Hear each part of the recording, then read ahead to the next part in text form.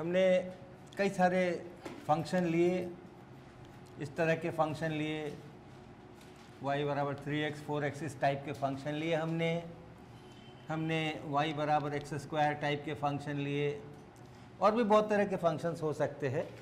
हमने बिना ये इक्वेशन लिखे हुए भी फंक्शन ग्राफ में बनाया, और हमने ये बताया कि जब कभी भी कोई कर्व अगर है, कोई वक्र है, और आप उसके किसी बिंदु पर, यानी x का कोई एक मान है, जो भी x का यहाँ पे जितना भी मान हो, इधर x है इधर y है, तो यहाँ पे जो भी मान है उस मान पर अगर आप y के बदलने की दर जानना चाहते हैं तो आपको उस बिंदु से आप जाइए कर्व पे, और वहाँ पे एक स्पर्शरेखा खींचिए, एक टैंजेंट खींचिए, और उस टैंजेंट का जो यहाँ पर एंगल बनेगा एक्स एक्सिस के साथ में, उसका अगर आप tan थीटा कर दीजिएगा तो वही हो जाएगा dy by D x, rate of change of y। हमेशा याद रखना dy dx तो हम लोग लिखेंगे ही लिखेंगे, लेकिन वो dy dx है क्या चीज़, इसके लिए हम बार बार बीच बीच में ये पूरा लिखते जाते हैं कि वो भूल न जाए कि dy dx कहते हैं किसको हैं, rate of change of y with respect to x।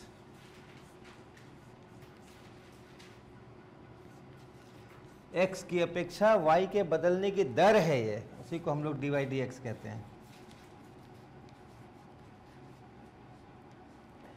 तो ये जो y और x का जो रिश्ता है, संबंध है, वो अगर इस ग्राफ से दिख रहा है तो उस बिंदु पर y के बदलने की दर, यानी x को थोड़ा सा बदले तो y कितना बदलेगा, वही चीज़ यहाँ बताते हैं।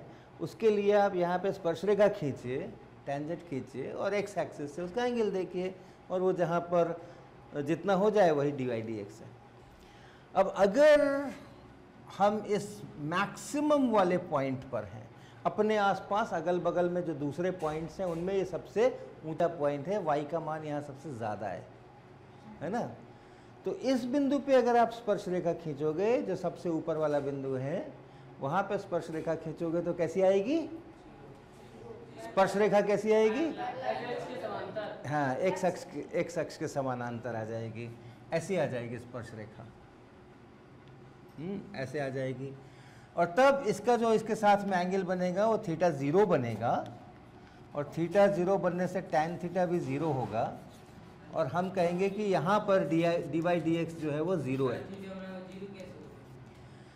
हाँ, दो लाइन के बीच एंगल कैसे बनाते हो, मान लो एक ऐसी लाइन है और एक ऐसे लाइन है, तो कहते हो ना कि ये इससे इतनी झुकी हुई है, 15 डिग्री झुकी हुई है, 30 डिग्री झुकी हुई है, 40 डिग्री झुकी हुई है, इसी को तो एंगल कहते हैं ना। अब यहाँ पर क्या है कि ये इसके साथ में इसी दिशा में, ये पूरब जा रहा है तो ये भी पूरब जा रहा है, ये अगर उत्तर है तो ये भी उत्तर है, तो जो इसकी दिशा है वही इसकी दिशा है।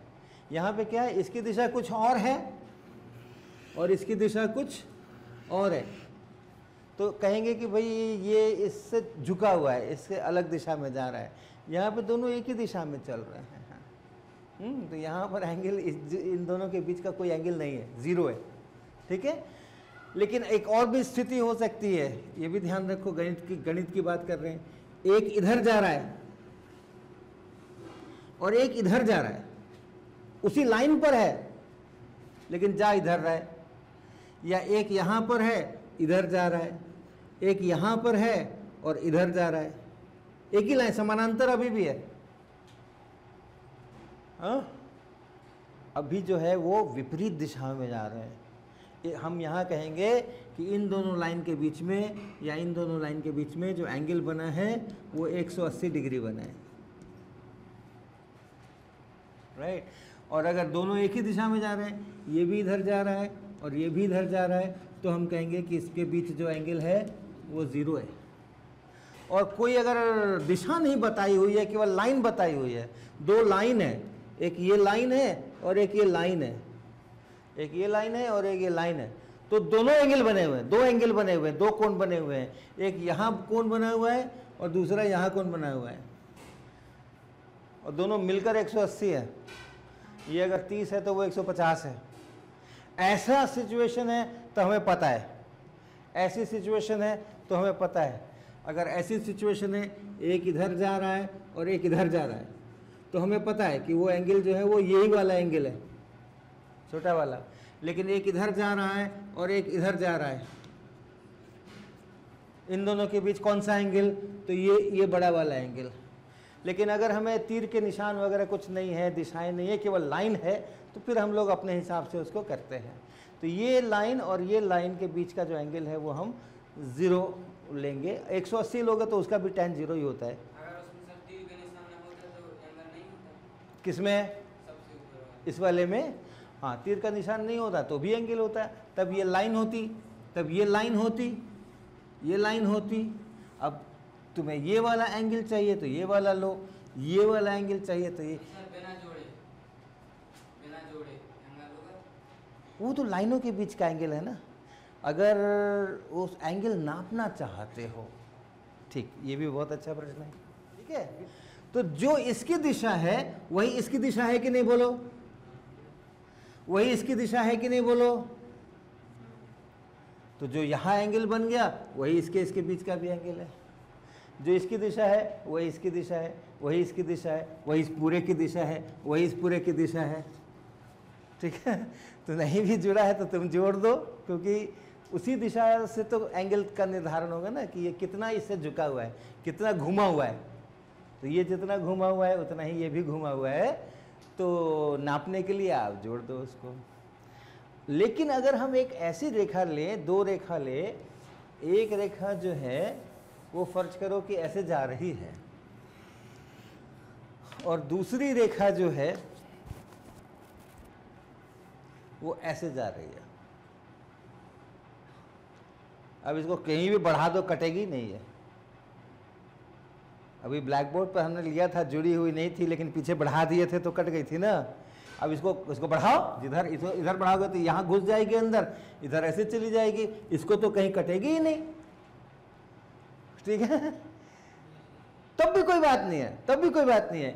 जो इसकी दिशा है इसी के समानांतर देखो, एक कलम मुझे और पकड़ाओ, इसी के समानांतर देखो हम ये करते हैं। ये दोनों की एक ही दिशा है ना, इन दोनों की एक ही दिशा है ना, इन दोनों की एक ही दिशा है ना।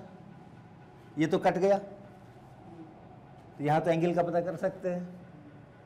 तो अगर नहीं कटता है तो आप समानांतर रेखा खींच करके कटवा दो, और जहां कट गया तो फिर एंगल का पता कर लो। हाँ सर, क्या टेंजेंट कभी पैरेलल हो सकता है वाई एक्सिस? हाँ हाँ, हो सकता है ना, क्यों नहीं हो सकता है, बिल्कुल हो सकता है। मान लो हमारा वक्र जो है वो एक वृत्त है, वृत्त का आकार है, इस तरह का वक्र है। हाँ, तो यहाँ पे जो टेंजेंट बनेगा वो वाई अक्ष के पैरेलल होगा। लेकिन ये ठीक है ना, ये ठीक है ना? हाँ, अभी अच्छा, चलो तुम्हारा प्रश्न पेंडिंग रहा, पहले इसका प्रश्न पूरा होने देते हैं। ये सही है नहीं है? हाँ, ये अगर सर्कल है और सर्कल के इधर वाले पॉइंट पर, सबसे दाहिने वाले पॉइंट पर अगर स्पर्श रेखा खींचेंगे तो ऐसे जाएगी, वाई अक्ष के समानांतर हो जाएगी।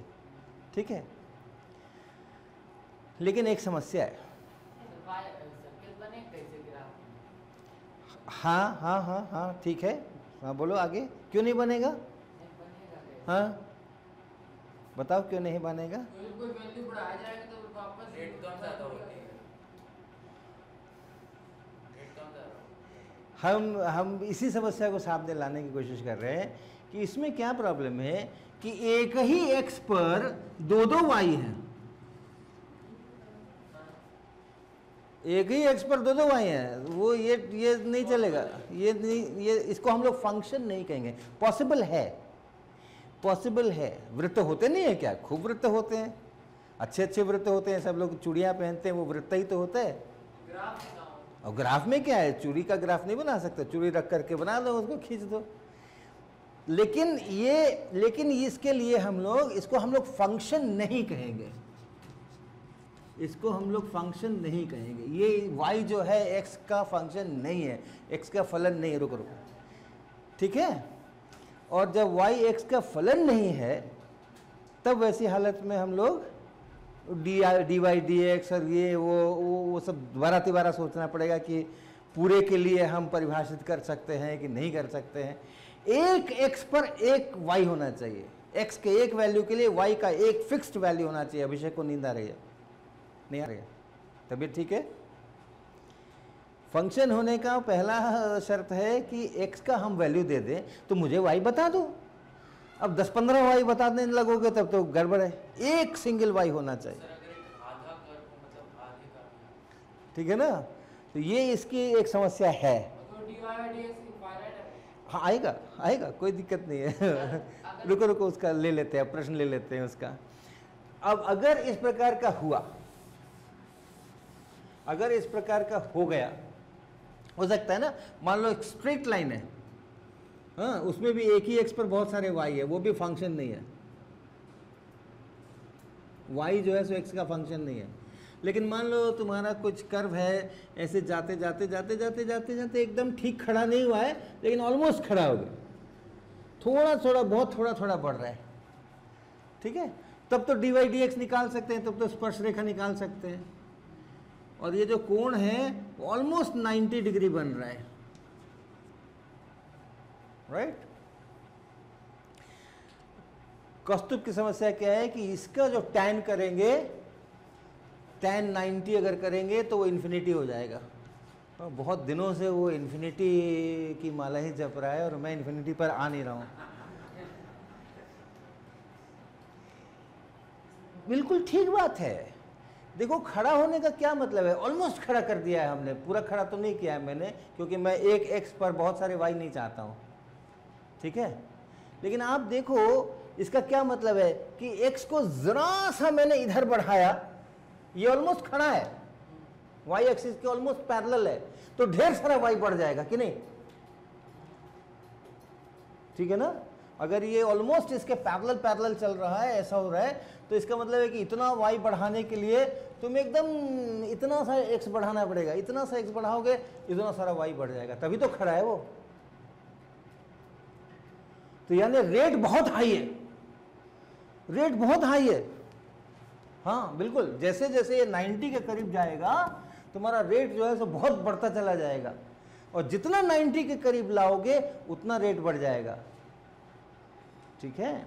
और ऐसा जब होता है, तुम हमें कोई भी बड़ी से बड़ी संख्या दे दो, 2 अरब 5 अरब कुछ भी दे दो, हम इसको और 90 के थोड़ा करीब ले जाएंगे तो उस 5 अरब से भी ज़्यादा हो जाएगा। तुम हमें 25 खरब दे दो, हम और इसको 90 के करीब ले जाएंगे, 25 खरब से भी ज़्यादा हो जाएगा। ऐसी जब सिचुएशन होती है, जब कोई भी आप हमें संख्या दीजिए, हम उससे बड़ी संख्या बन रही है, जो भी हमारी राशि है वो उससे भी बड़ी बन रही है, उसी को हम लोग इन्फिनिटी कहते हैं। तो बिल्कुल सही है, ये जब ऐसा हो जाएगा तो ये इन्फिनिटी हो जाएगा। देखो रेट कितना हाई है, और अगर ऐसे है तो रेट 0 है, x बदल गया और y बदला ही नहीं, तो इसमें रेट 0 है, इसमें रेट इन्फिनिटी है, राइट। बताओ।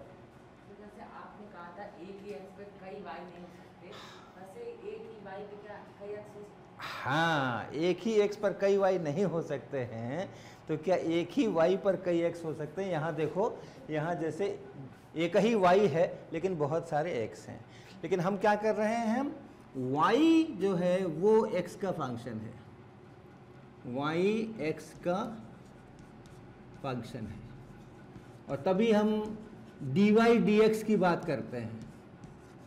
y के बदलने की दर जब x बदले, तो x अगर बदलता है और उसके कारण से y भी बदलता है, तब हम ये dy dx बदलने की दर ये वो करते हैं। तो कौन y है, कौन x है, कौन हम बदल रहे हैं और कौन वो उसके कारण से बदल रहा है, ठीक है। तो हम जितना ये गणित कर रहे हैं ये मान के कर रहे हैं y x का फंक्शन है। तो ऐसी हालत में एक x के लिए एक और केवल एक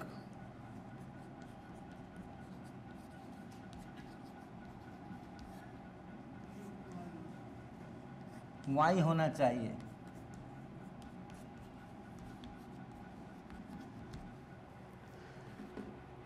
ठीक है। अब अगर हम ये कहें कि हम पलट दें, x y का फंक्शन है कि नहीं, ये भी प्रश्न हो सकता है ना। x y का फंक्शन, अगर ऐसा करें हम तब फिर वही चीज वहां पलट जाएगी। तब वैसी हालत y का फंक्शन, तो y के एक मान के लिए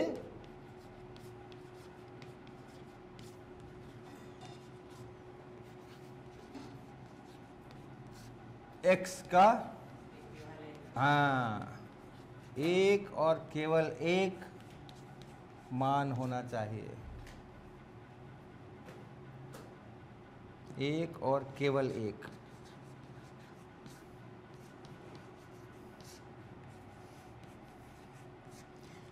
होना चाहिए। अगर ऐसा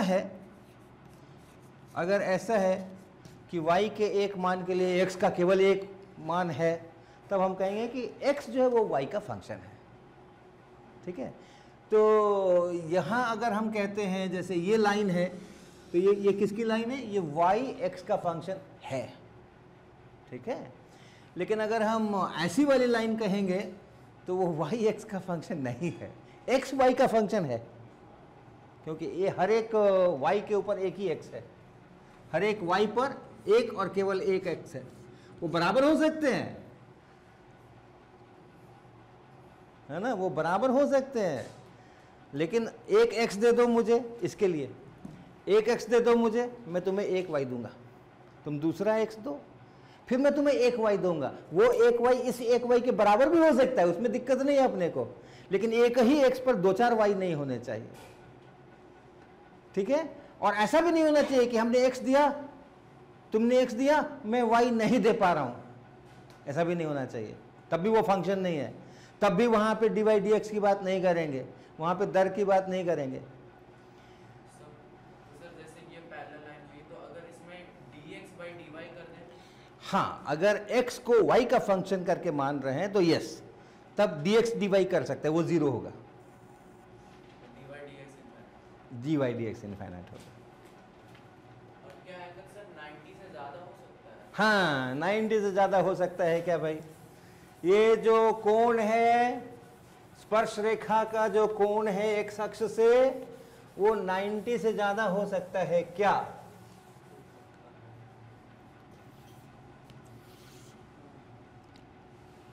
ये किसका कर्व है ये?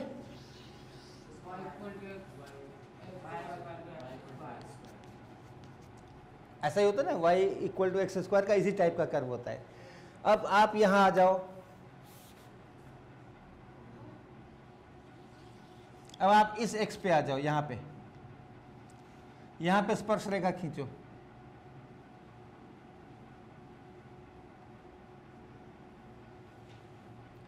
खींचा, ये x अक्ष की दिशा है ये, और ये स्पर्श रेखा है, इसके बीच का जो कोण बन रहा है 90 डिग्री से ज्यादा बन रहा है। हाँ?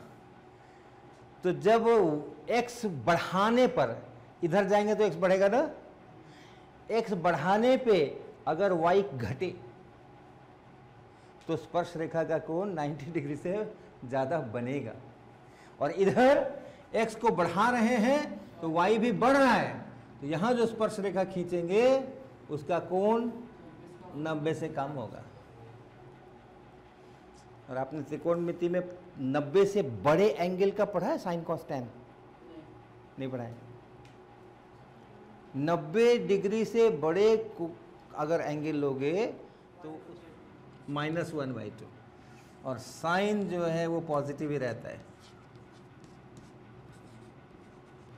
और इसलिए टैन करोगे, याद है टैन साइन और कॉस में कैसे लिखते हैं?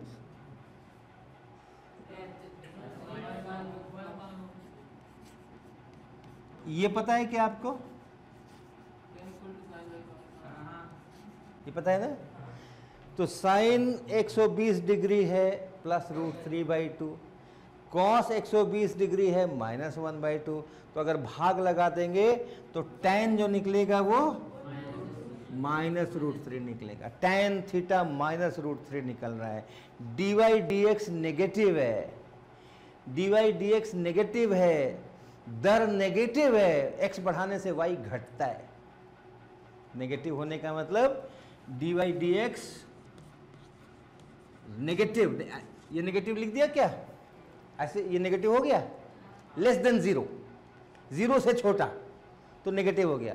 तो डी वाई डी एक्स अगर नेगेटिव है तो यानी एक्स बढ़ने से क्या हो रहा है, वाई बोलो, घट रहा है, हाँ घटता है। और डी वाई डी एक्स अगर पॉजिटिव हो, d y d x zero से बड़ा हो तो एक्स बढ़ने से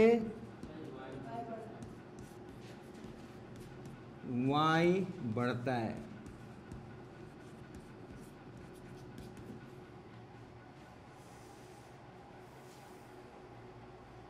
सही,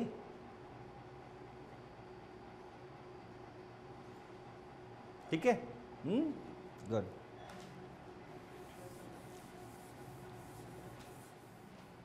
अगर हमारे पास में आपको y बराबर एक्स स्क्वायर का पता है, डी वाई डी एक्स पता है ना, कितना होता है, और अगर यहाँ किसी चीज से गुना कर दूं, कांस्टेंट से गुना कर दूं, तो अगर a से गुना कर दूं तो यहाँ भी a से गुना हो जाता है, पता है ना आपको, ठीक है।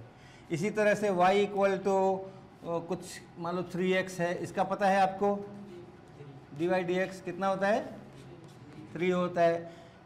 और केवल y बराबर x रखेंगे तो 1 होगा, यहाँ जितना से गुना कर देंगे उतना ही यहाँ भी हो जाएगा, ये भी पता है आपको। कांस्टेंट अगर हो y बराबर 5 तो डी वाई डी एक्स जो है वो 0 होता है। इसका जो ग्राफ है एकदम एक्स एक्सिस के समानांतर चल रहा है, डी वाई डी एक्स 0 है। ये जो है स्ट्रेट लाइन ऐसे चल रही है, इसका डी वाई डी एक्स इतना है, इसका d y d x x पर निर्भर कर रहा है, ठीक है, ये सब जानते हैं आप। एक्स क्यूब का भी आपको पता है, एक्स पे पावर एन का भी आपको पता है ना, वाई बराबर एक्स पे पावर एन, पता है ना आपको।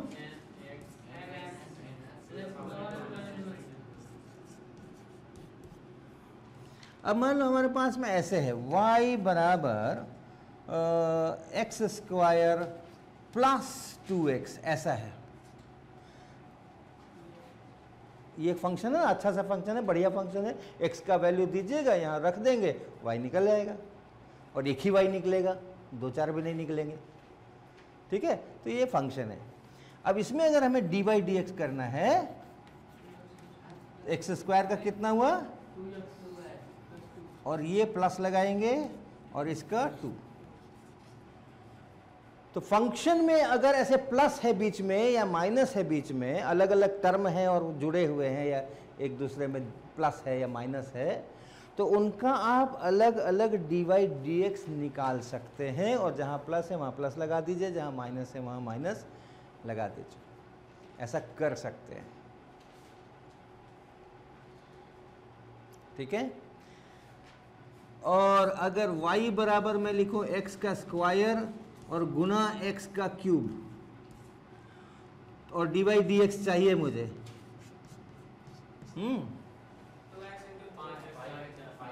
2x इंटू इसका 2x हो गया और इसका 3x स्क्वायर हो गया, तो कितना हो गया ये, लेकिन y जो है वो तो x पे पावर 5 हो गया ना, एक्स स्क्वायर और एक्स को क्यूब को गुना करेंगे तो क्या होगा, और एक्स पर पावर 5 अगर है तो डी वाई डी एक्स क्या होना चाहिए, 5x4 होना चाहिए। तो ये तो गड़बड़ हो गया, ये तो 5x4 नहीं आया।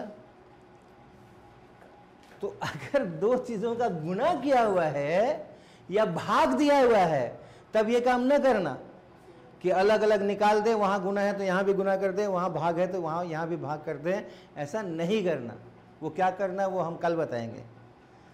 लेकिन जोड़ या घटाव अगर है तब ये काम कर सकते हैं हम, ठीक है, ओके।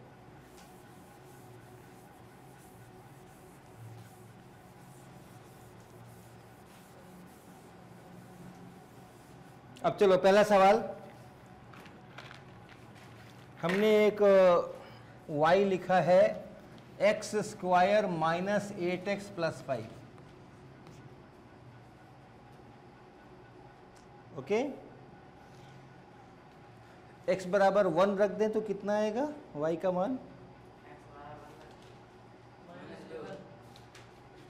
x बराबर 0 रख दें तो, x बराबर 2 रख दें तो,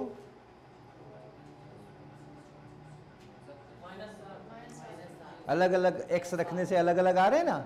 अब मैं जानना चाहता हूं y का अधिकतम मान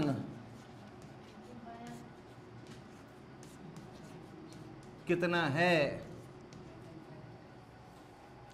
y का मैक्सिमम या मिनिमम ना, हाँ मिनिमम आए, न्यूनतम।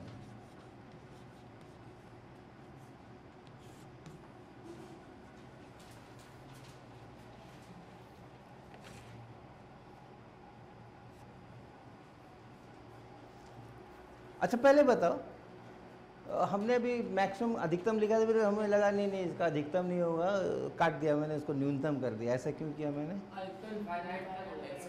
हाँ, अधिकतम का तो कोई प्रश्न नहीं है, क्योंकि x का वैल्यू जितना ज़्यादा रखते जाएंगे उतना ज़्यादा आता जाएगा। कौस्तुभ को बड़ा आनंद आएगा, इन्फिनिटी हो रहा है, तो उसका अधिकतम तो कोई है ही नहीं, अधिकतम तो इन्फिनिटी है। न्यूनतम, मिनिमम, आपने देखा हमने x बराबर 0 रखा तो 5 आ गया, हमने x बराबर 1 रखा तो क्या आ गया, -2 आ गया। तो 5 से -2 छोटा है कि बड़ा है? इसका न्यूनतम मान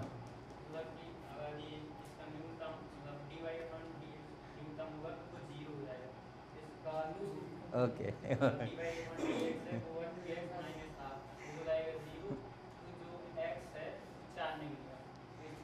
बहुत बढ़िया।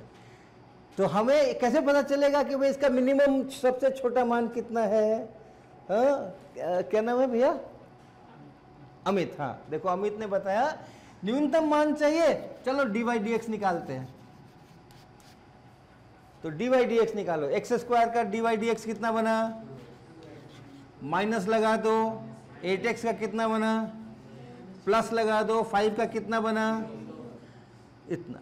अब अगर वहां पे न्यूनतम होना है, मिनिमम होना है, तो वहां पे dy/dx को 0 होना पड़ेगा, है ना। जहां मिनिमम होता है वहां पे मेरा टेंजेंट जो है x एक्सिस के पैरेलल हो जाता है, dy/dx 0 हो जाता है, तो इसको 0 होना होगा।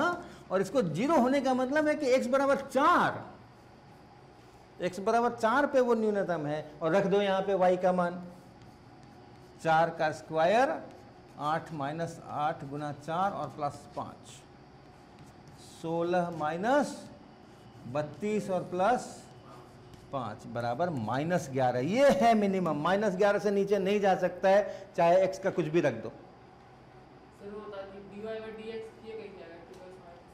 x² है, ये y है ना, समझ गए?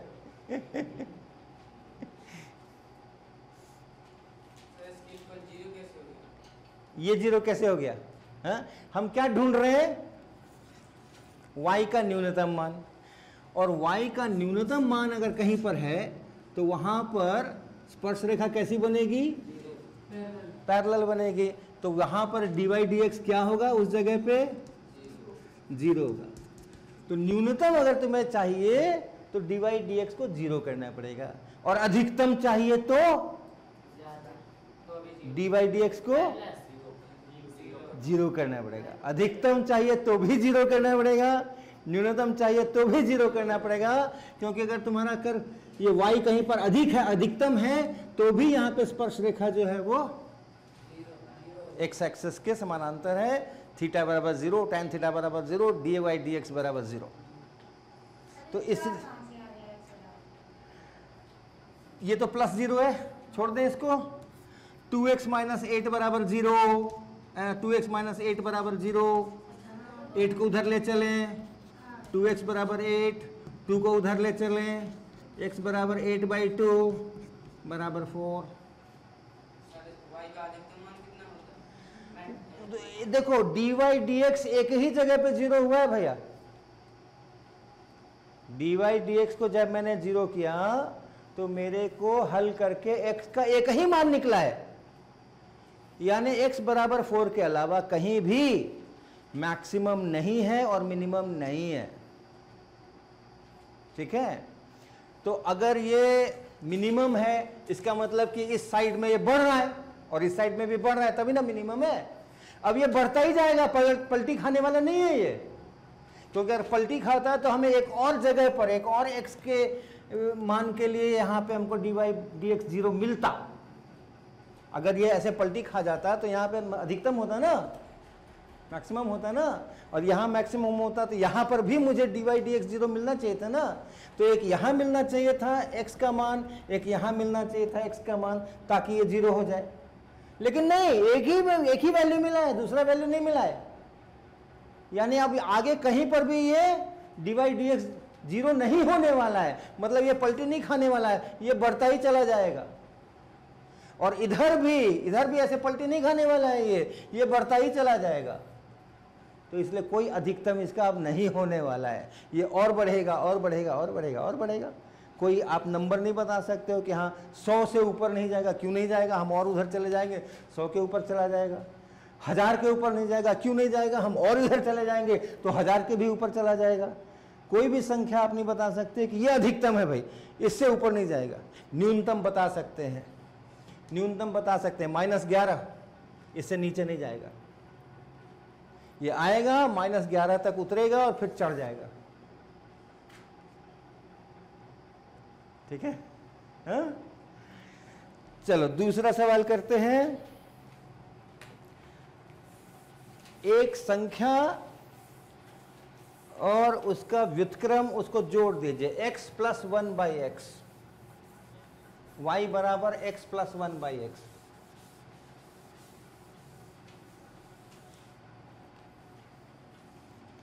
आप देखिएगा इसमें थोड़ा फंक्शन के होने और न होने की भी समस्या खड़ी होने वाली है। y बराबर x + 1/x। अब हमें ढूंढना है कि इसका मिनिमम है, मैक्सिमम है, कहाँ कहाँ मिनिमम है, कहाँ कहाँ मैक्सिमम है। ढूंढो, dy/dx निकालो, बराबर 0 करो, x के मान निकालो और देखो x के क्या क्या मान मिलते हैं। अच्छा, ये पता है कि नहीं आपको, 1/x को आप लिख सकते हैं x पे पावर -1, पता है ना? हाँ, तो वो जो अपना सूत्र बना है ना कि y बराबर x पे पावर n हो, तो dy/dx जो होता है वो nx n-1 होता है। उसका इस्तेमाल यहाँ भी कर लेना बहुत अच्छी तरह से। यहाँ तुमको n की जगह पे -1 है, x का मान 0 आया, x का मान बताओ जहाँ dy/dx 0 निकला है, कहाँ कहाँ निकला dy/dx बराबर 0? x का मान 0 आया और +-1 आया। अच्छा, अच्छा अभी देखते हैं उत्तर, मुझे पता नहीं है, मैं भी हल करूंगा तभी उत्तर मिलेगा मुझे। तो एक एक स्टेप लिखवाओ। dy/dx बताओ क्या लिखें? 1 - 1/x²। ठीक है, ये इस x का 1 ठीक है, और उसके बाद है +1/x, और 1/x का मतलब है 1/x का मतलब है x पे पावर -1। और ये देखो x पे पावर अगर n है, y का मान x पे पावर n है, तो dy/dx होता है n × x पे पावर n-1। यहाँ पे n की जगह क्या है? तो इसलिए इसका जब dy/dx करेंगे तो क्या लिखेंगे पहले, उसके बाद क्या लिखेंगे? n-1, -1 लिखेंगे ना, तो -2 हो गया। हाँ, -1 तो -2 हो गया, और इसका मतलब हो गया ये तो माइनस है, और x पे पावर -2 का मतलब 1/x²। ये ठीक है क्या? x पे पावर -2 का मतलब 1/x²। तो 1/x अगर है, उसका अगर हमें dy/dx चाहिए तो वो -1/x² होता है। इसलिए इस 1/x का dy dx लिखा -1/x²। पर x का ये होना चाहिए divide dx n x n -1। हाँ, x पे पावर n का तो x में भी तो कोई पावर चढ़ेगा नहीं। चढ़िए ना, नहीं पहले वाले में। पर ये इसका 1 लिखा ना, इसका तो ये 1 लिख दिया, x का 1 लिख दिया हमने, ठीक है। अब इसके ऊपर आ रहे हैं, यहाँ प्लस है, लेकिन 1/x का करने से खुद ही -1/x² आता है, तो प्लस और माइनस गुना होकर के वो माइनस ही हो गया, तो -x। तो इसका ये है और इसका ये है।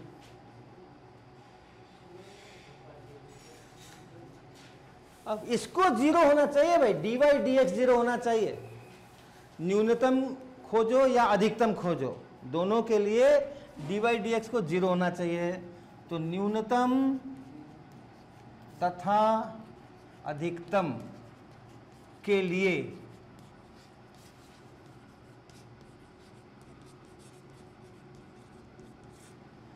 वन माइनस 1/x² बराबर, तो x बराबर कितना, हाँ +1 या -1, 0 नहीं, x बराबर 0 नहीं, x बराबर 0 रखोगे तो ये 0 नहीं होने वाला है।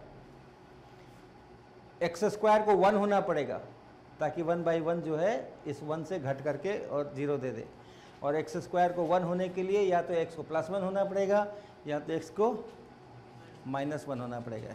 अब 2 आ गए, एक जगह अधिकतम है, एक जगह न्यूनतम है। कौन सा +1 पर क्या है और -1 पर क्या है?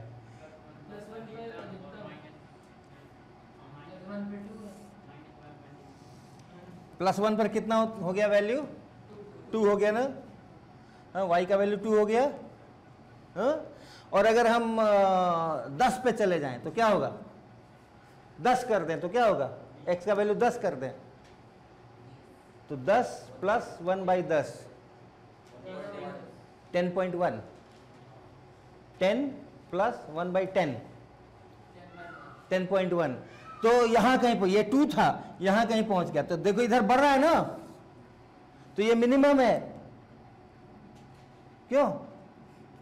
अगर ये अधिकतम होता तो घटता ना, क्यों, आगे तो कहीं पलटी खाना नहीं है उसको। तो 2 से अगर इसको 10 पहुंचना है और बीच में कहीं उल्टा पुल्टा नहीं करना है तो बढ़ते बढ़ते जाना पड़ेगा ना। तो ये न्यूनतम है ये यहाँ पर, और इस साइड में माइनस, जैसा इधर ग्राफ बनेगा वैसा इधर उल्टा बनेगा। -1 पर क्या वैल्यू है, x बराबर -1 पे -2 वैल्यू है ना यहाँ पर, और x बराबर -10 रख देते हैं, x बराबर -10 रख देते हैं, -10.1, ये -10 यहाँ से और +1/-10 और, तो ये हो गया 10 और +1/10 का 1/10, ऐसा हो गया, ऐसा ही हो गया ना, x + 1/x, x + 1/x, तो ये हो गया -10 और ये -0.1, तो -10.1। अब ये यहाँ पे 2 है तो ये -10.1 कहाँ पहुँचेगा, बहुत नीचे, तो इधर में ऐसे नीचे जा रहा है, तो इधर ये जो है ये अधिकतम है, इधर नीचे जा रहा है तो इधर भी नीचे ही जाएगा, और ये इधर ऊपर जा रहा है, इधर ऊपर जा रहा है, तो ये -1 पे ये अधिकतम है और +1 पे ये न्यूनतम है।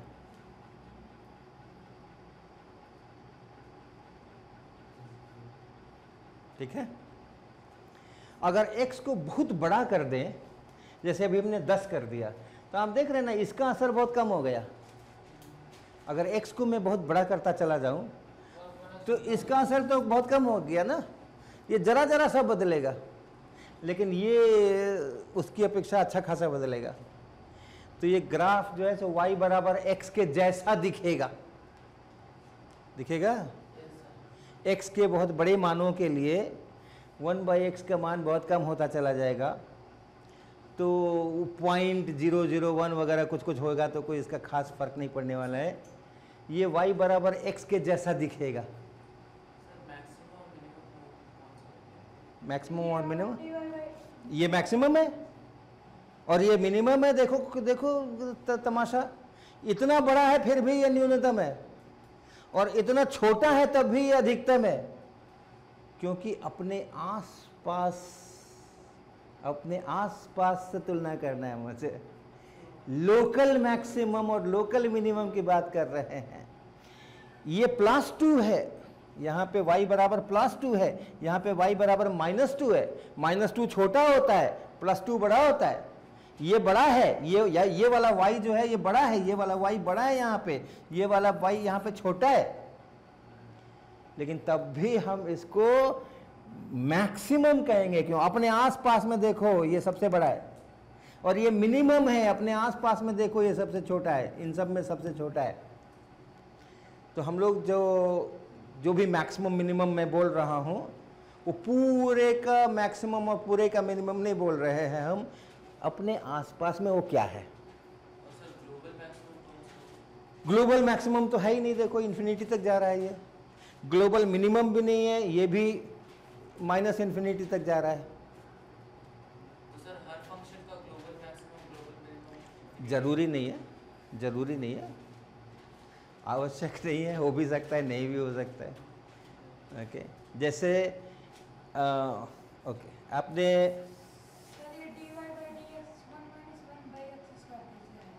अच्छा ठीक है, पहले इसी को कर दे फिर से। अभी किया हुआ है, आपने कॉपी पे भी लिखा होगा।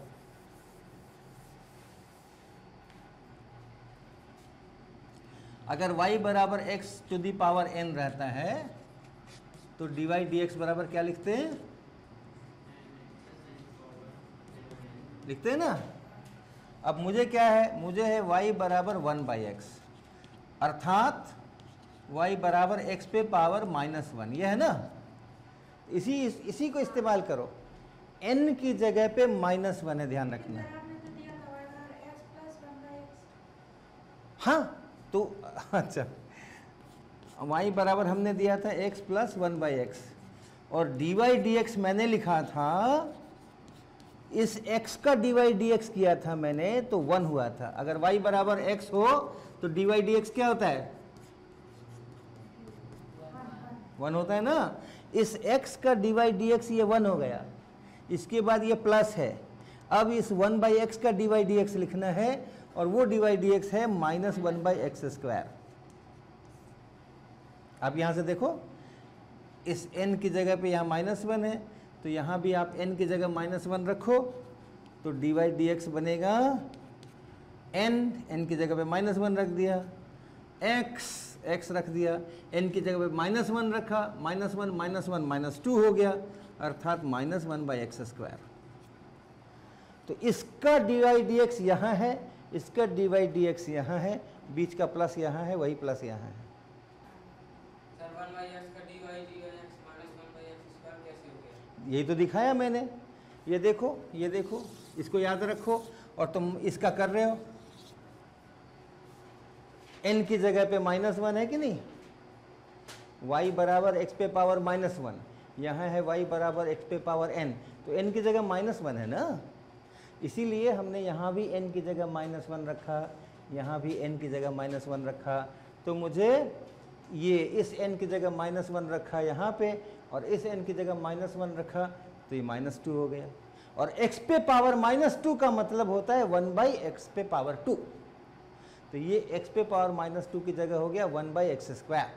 तो ये 1/x का dy dx हो गया -1/x²।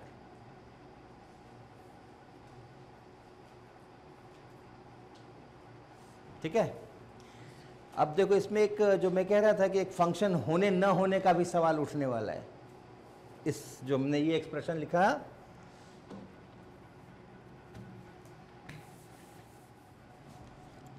y बराबर x + 1/x, ऐसा लिखा ना। अच्छा ये बताओ, मान लो y बराबर 1/x अगर हो तो उसका ग्राफ कैसा आएगा?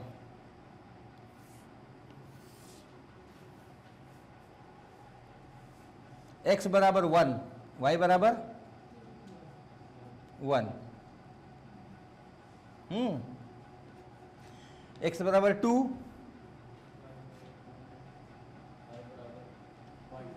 0.5, तो नीचे आ रहा है ना, नीचे आ रहा है। x को बढ़ाते जाओगे तो ये नीचे आता जाएगा। कभी ऋणात्मक हो सकता है क्या?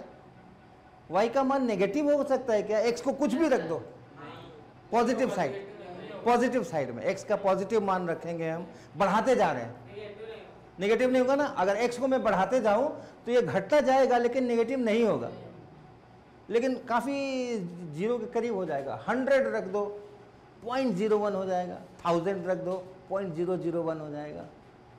तो आगे चल करके ये ऐसा होने वाला है, इसको क्रॉस कभी भी नहीं करेगा लेकिन एकदम ऑलमोस्ट इसे सट जाएगा। हाँ, ऐसा होने वाला है ना। और इधर आओ, ये 1 है, 1/10 रखो, x बराबर 1/10 रखो, 10, ये 1 है, ओ यहां पहुंच गया, 1/100 रखो। हाँ, यानी इधर तो बड़ा धीरे धीरे चलता है भाई, लेकिन जब 1 के इधर आता है तो एकदम से एक्सेलरेटर दब जाता है, एकदम बड़ी तेजी के साथ बढ़ता है, ये ऐसा ऊपर जाता है। ठीक है, अब x के माइनस में आते हैं, x बराबर -1 रखना, -1 हुआ, ये है ना -1, इसके सामने यहां कहीं पे हुआ, -10 रखना, x बराबर -10 रखना, -0.1 कहां पर होगा? यहां इस ग्राफ में इधर होगा कि इधर होगा? यहां कहीं पर होगा माइनस, लेकिन जरा सा ही आना है 0.1। अगर x बराबर -10 रख देते हैं तो 1/x कितना हो गया? -1/10, यानी -0.1। तो माइनस मतलब नीचे आओ, कितना नीचे आओ? जरा सा नीचे आओ, यहीं के यहां थे, -1 जब रखे थे तो यहां थे, और -10 रख दिया तो, और -100 रख दिया तो, और सट गए इस लाइन के अंदर में, और -1000 रख दिया तो, और सट गए। तो इस साइड में एकदम ऐसा सटा सटा चलेगा, ये इस अक्ष से ऐसे सटा सटा चलेगा। -1/10 रख दो, -1/10, -1/10 रख दो, x बराबर -1/10 क्या होगा?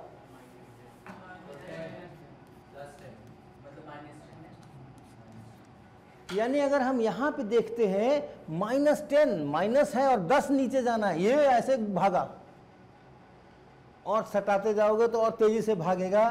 तो इस तरह से जा रहा है, जैसे ये इधर y एक्सिस के पास एकदम तेजी से भागा, वैसे ये भी y एक्सिस के साथ तेजी से भागा। x बराबर 0 पर क्या होगा? कौन सा इनफाइनाइट? कौस्तुभ, बहुत मजेदार प्रश्न है। देखो, मैं x बराबर 0 की तरफ जा रहा हूं। हाँ, रुको अमित, मैं यहां पर हूं, इतना है y का वैल्यू, मैं 0 की तरफ बढ़ रहा हूं ना, ये 0 है ना, मैं देखो मैं 0 की तरफ बढ़ रहा हूं, y का मान क्या हो रहा है? बढ़ता जा रहा है, और बढ़ता जा रहा है, और बढ़ता जा रहा है, बहुत तेजी के साथ बढ़ता जा रहा है, लेकिन नेगेटिव है। तो जब हम x बराबर 0 के बहुत करीब पहुंच गए हैं तो y का मान कहां भाग रहा है? -∞ में भाग रहा है, और हमने x को जरा सा क्रॉस कर दिया, 0 को जरा सा क्रॉस करके हम पॉजिटिव में आ गए। यहां है y का मान, तो x बराबर 0 से जरा सा इधर है -∞, यानी माइनस में जितना आप ज्यादा बड़ी संख्या चाहते हो मिलेगी। आप 0 के करीब आओ, जितनी बड़ी संख्या चाहते हो मिलेगी, उससे भी बड़ी मिलेगी, उसी को हम लोग -∞ कहते हैं।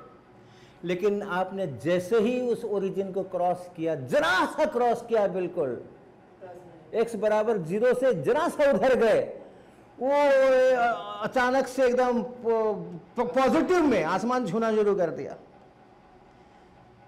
तो हम लोग x बराबर 0 पर इसको क्या बोले? इधर से आते हैं तो खूब सारा नेगेटिव, उधर से आते हैं तो खूब सारा पॉजिटिव। x बराबर 0 पे क्या बोले, प्लस इन्फिनिटी बोले कि माइनस इन्फिनिटी बोले? प्लस माइनस दोनों। लेकिन x के एक मान पे हम लोग y पॉजिटिव भी है और y नेगेटिव भी है, ऐसे ऐसे दो दो मान होते हैं तो उसको हम लोग फंक्शन नहीं कहते हैं। x बराबर 0 पे अगर 0 नहीं है तब तो कोई दिक्कत नहीं है, जरा सा भी इधर है तो मुझे पता है कि कितना वैल्यू है। इसीलिए कह रहे हैं कि x बराबर 0 पे ये फंक्शन नहीं है। ये जो है ये x बराबर 0 पर हाँ, ये function not possible, not defined, है ना। और अगर x की वैल्यू इनफिनिट ले लें तो? देखो इन्फिनिटी तो कोई संख्या नहीं होती। आप कहो कि x का वैल्यू मैं बहुत बड़ा लेना चाहता हूँ, लो x का वैल्यू बहुत बड़ा लो। मैं अभी इसकी बात कर रहा हूँ भैया, उससे कंफ्यूज नहीं होना है। ये सारा जो हो रहा है इसका डिस्कशन हो रहा है, y बराबर 1/x का। x का बड़ा मान लोगे तो y छोटा मिलता जाएगा। देखो देखो ये है y के मान 0 के बहुत करीब लेकिन पॉजिटिव, और अगर x के नेगेटिव में बहुत बड़ा लोगे तो भी 0 के करीब लेकिन जरा सा नेगेटिव। तो एक टाइम ऐसा है कि x 0 हो जाए, y 0 हो पाएगा। 0 नहीं होगा। आप लो कौन सा लेना चाहते हो बोलो। अगर इनफाइनाइट कोई संख्या होती नहीं है, इनफाइनाइट कोई संख्या होती नहीं। इनफाइनाइट 0 होता है। वन, अरे वो इन्फिनिटी कौन सी संख्या है बताओ, कौन सी संख्या है इन्फिनिटी? 5 लाख से बड़ी है, 10 लाख से बड़ी है, 20 लाख से बड़ी है, 2 खरब से बड़ी है, 20 खरब से बड़ी है। तो संख्या है कहाँ? कोई भी संख्या अगर है तो उससे बड़ी संख्या में बना सकता हूं, उसमें 1 जोड़ दूंगा। कोई भी संख्या मुझे दोगे तो उसमें 1 जोड़ सकते कि नहीं? तो अगर इन्फिनिटी कोई संख्या होती तब उसमें 1 जोड़ देते तो इन्फिनिटी से भी बड़ी हो जाती। लेकिन तब तो इन्फिनिटी जो है वो फिर जो संख्या होती है वो यहाँ के इससे ऊपर ही कहीं रह जाता 1/x मेरा। तो इन्फिनिटी नाम की कोई संख्या नहीं होती है। इन्फिनिटी जो है वो हम तब कहते हैं जब हमारी संख्या बड़ी है। हाँ, नॉट डिफाइंड है। हम इतना ही कह सकते हैं कि आप कोई भी संख्या दो, मेरी संख्या उससे बड़ी है, लेकिन हम नहीं बता सकते कि मेरी संख्या क्या है। आप जो भी संख्या दोगे, आप 1000 दोगे, आप लाख दोगे, आप करोड़ दोगे, आप अरब दोगे, आप खरब दोगे, नील दोगे, पद्म दोगे, शंख महाशंख, जो भी संख्या आप दोगे मेरी संख्या उससे बड़ी है। लेकिन मेरी संख्या कितनी है ये हम नहीं बताएंगे। ये बताए तो हम फिर मेरी संख्या वो इन्फिनिटी नहीं रहेगी, क्योंकि उससे बड़ी संख्या आप बना दोगे, उसमें 1 जोड़ दोगे। तो इन्फिनिटी कोई निश्चित संख्या नहीं होती है, और इसलिए 1/∞ बराबर 0, 1/0 बराबर इन्फिनिटी, इसको उस अर्थ में नहीं सोचना जैसे 1/2, 1/3, 1/5 सोचते हैं, वैसा नहीं सोचना है इसको। हाँ, बहुत बड़ा हो रहा है वो ठीक है, बहुत छोटा हो रहा है ठीक है, लेकिन एक खास संख्या इन्फिनिटी नाम की एक संख्या है, ऐसा नहीं सोचना। हाँ, नील क्या होता है भैया? नील, 10 नील, शंख महाशंख, पद्म कहाँ आते हैं? नील के पहले कि बाद में? नील के पहले आते हैं। अच्छा, यहाँ तक तो हमने नाम दिए हैं, संख्याएं तो उसके आगे भी हैं। संख्याएं हाँ 1 जोड़ दो, 10 से गुना कर दो, 100 से गुना कर दो, 1000 से गुना कर दो, संख्या तो आगे भी है ना। यहाँ तक हमने नाम दिए हैं, उसके आगे हमने नाम नहीं दिए। ठीक है, तुम्हारा होमवर्क 2 होमवर्क है। ये होमवर्क हम 2 दे रहे हैं भैया। एक है कि 2 संख्याओं का जोड़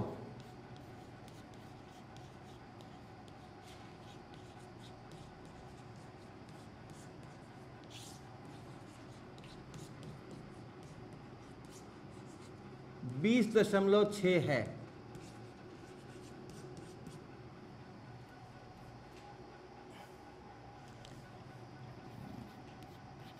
दोनों संख्याएं बताएं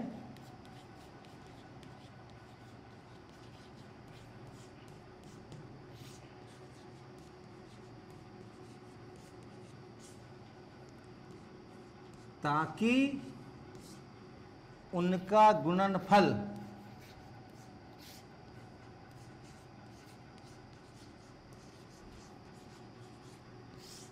अधिकतम हो।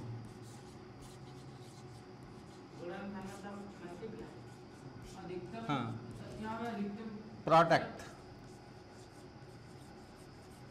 गुणनफल मतलब गुना करने से जो आता है, अंग्रेजी में उसको प्रोडक्ट बोलते हैं, राइट। तो दोनों संख्याओं को जोड़ने से फिक्स्ड है 20.6 आना चाहिए, लेकिन दोनों संख्याएं आप अलग अलग बताइए ताकि उनको अगर गुना करें तो वो गुणनफल मैक्सिमम हो, अधिकतम हो। ये हाँ, दोनों जोड़ के इतना होना चाहिए। ये आपका एक होमवर्क हो गया। दूसरा होमवर्क विमल आप अच्छी तरह समझ लीजिए और आप लोग भी समझ लीजिए। आपको क्या करना है कि एक कागज लेना है, 12 सेंटीमीटर गुना 12 सेंटीमीटर का एक कागज लेना है आपको। कागज आपको लेना है, कागज, सवाल नहीं बनाना है, कागज लेना है। अभी दिखा सकते हो, कागज लेना है कितना? स्केल है आपके पास? स्केल है सभी के पास? स्केल से नाप करके 12 सेंटीमीटर का वर्गाकार कागज आप बनाएंगे कैंची से काट करके, ठीक है। और जब आप बना लेंगे, हाँ ठीक है, देना मुझे।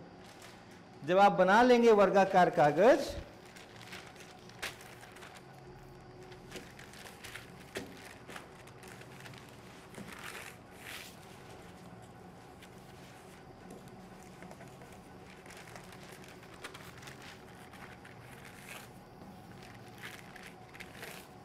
ऐसा बनेगा वर्गाकार कागज। अब इस वर्गाकार कागज के चारों कोने पर आप स्केल से नाप कर छोटे छोटे वर्ग बनाएंगे चारों कोने पर। पेंसिल से, पेन से आप लाइन, हाँ वो आप खुद सोचेंगे, आप खुद चुनेंगे, और जितना भी चुनेंगे चारों वर्ग एक ही साइज के होने चाहिए। आप 1 सेंटीमीटर चुनिए, हर कोने पर एक एक, 1.5 सेंटीमीटर का चुनिए, 3 सेंटीमीटर का चुनिए, 3.2 का चुनिए, जितना भी चुनिए, छोटा बड़ा जितना भी चुनिए। जैसा वर्ग यहाँ बनाइएगा जितना बड़ा, उतना ही बड़ा वर्ग यहाँ बनाइएगा, उतना ही बड़ा यहाँ बनाइएगा, उतना ही बड़ा यहाँ बनाइएगा। आपस में बात कर लीजिएगा, एक ही साइज़ के बहुत सारे वर्ग नहीं बनाइएगा, अलग अलग साइज़ के बनाइएगा। वो अगर 1 का बना रहा है तो आप 1.5 का बना दीजिएगा, कोई 1.25 का बना दीजिएगा, कोई, है ना, अलग अलग साइज़ के आप बनाने की कोशिश कीजिएगा। 1-2 लोगों का सेम हो जाए कोई बात नहीं है, पूर्णांक होना जरूरी नहीं है, इंटीजर होना जरूरी नहीं है। आप 1.8 सेंटीमीटर ले सकते हैं या 5.2 सेंटीमीटर का बना सकते हैं। बनाने के बाद कैंची लेके वो चारों कोने काट दीजिए, ठीक है। कैंची लेकर के आप चारों कोने जब काट देंगे तो ऐसा हो जाएगा, हो जाएगा ना, ऐसा ही होगा ना, कुछ बराबर बराबर। ध्यान रखिएगा, हम तो ऐसे अंदाज से काट रहे हैं, आप बकायदा नाप जोख करके अच्छी तरह से काटिएगा। और जब आप वो काम कर लेंगे, चारों कोने में से जब आप काट लेंगे बराबर बराबर स्क्वायर,